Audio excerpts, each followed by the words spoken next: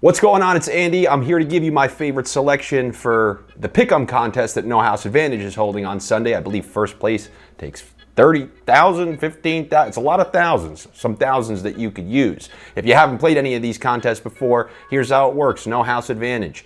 It's player props and fantasy. It shows you props for a player in a game, like the first one we're going to pick today is Chase Claypool. So you click Chase Claypool's name, that's a little bit of a tongue twister, and it's going to show you receptions, receiving yards, and you choose your favorite over or under. The more that you get right, the higher you ascend in the standings and the more money that you pile up, just like tournament style. They also have another type of contest called Versus the House, where if you pick 5 player props correctly, you'll get up to 20 times your money. So you can do one or the other. Today we're focusing on the Pick'em tournament, and let me give you some of my selections, but also for a limited time, take advantage of No House Advantage's deal that they have going on, where if you deposit, or they're going to match your first deposit up to $50. So you can put 50 on there, they'll give you another free 50, and let's get started with our selections. We're going to go to that Chase Claypool that I was talking about. Now, he got traded over there to the Bears. The Bears, prior to maybe the last week or two, were considered a stagnant offense.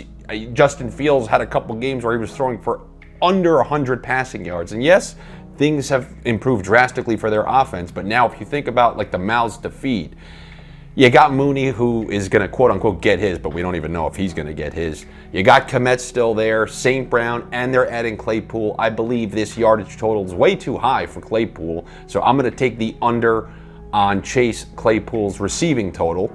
Then I'm going to go over to Chase Claypool's ex-teammate, Diontae Johnson. Now, if you look at the target tree over there in Pittsburgh, it was tough to know who was going to have a good game because you had Claypool, you had Johnson, you had Pickens and Freiermuth. With a rookie quarterback, it's hard to kind of know how it's going to be distributed. But now that they got rid of Claypool, Diontae Johnson's clearly the best bet of Freiermuth, Pickens, and him to have a decent game. That's a pretty low total post-trade. So I'm actually going to take the over on Diontae Johnson. And we don't know if Marshawn Lattimore is going to be active in this game.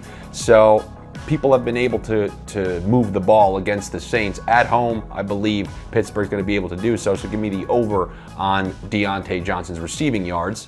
Then I'm going to look over at Pittsburgh's quarterback in that game, Pickett. They have his interceptions at 1.5. 2 interceptions at home against the New Orleans Saints, even for a bad quarterback, seems like a tough sell for me. Like, if they're up in this game, they're not going to be winging it around. You have Andy Dalton on the other side.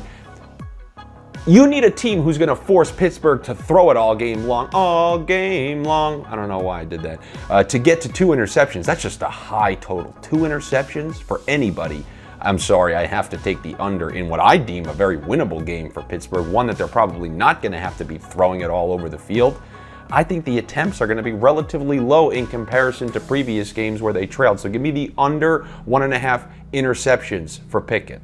Then I'm going to take a look at another quarterback, Tagovailoa.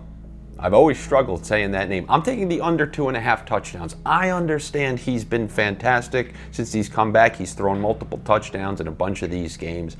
When I'm looking at the game script here against Cleveland, a team who, when they're working properly, just wants to run the ball, and clock is just being chewed away when Cleveland has their offense going. I believe, similarly to what I just said, you need a team that's going to push Miami to keep having to throw the ball. I mean, the last 2 weeks, you've had Chicago and Detroit just go shot for shot with them, score for score for score for score. So it continued to force Tua to move the ball, throw the ball, and run up the score. But in a game against Cleveland, which maybe is a little more run heavy, and clock is being burned by the way that the opposite offense dictates their play, you're just getting a lot of Chubb and Hunt and keeping it on the ground. I'm going to take the under 2.5 because I don't think they need him to light up the scoreboard in this one.